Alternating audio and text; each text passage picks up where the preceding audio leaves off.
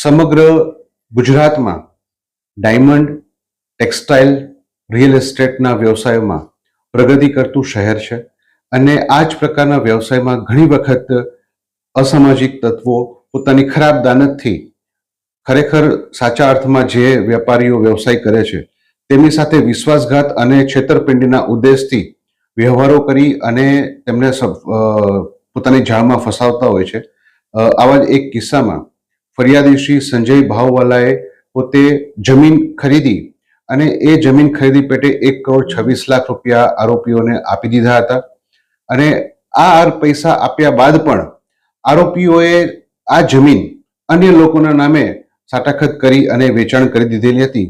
જે અનુસંધાને ફરિયાદીએ સમગ્ર હકીકત જણાવતા ફરિયાદીની ફરિયાદ દાખલ કરી ગુનાની તપાસ ચાલુ કરવામાં આવેલ અને આ ગુનાના કામે જે આરોપીએ પોતે દલાલ તરીકેની પોતાની ભૂમિકા જે ભજવી હતી એ આરોપીની ધરપકડ કરવામાં આવેલ છે.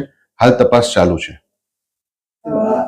આરોપી જે છે એ શું કરતો હતો અને કેટલા બીજા કોની સાથે આ રીતે કરેલું છે એવું કોઈ ફરિયાદ આવી છે?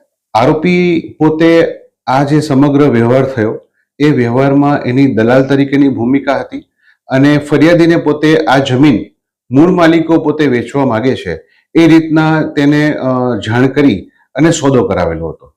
આરોપી વિરુદ્ધમાં કોઈ હાલ સુધી જણાયેલ નથી. તપાસ ચાલુ છે.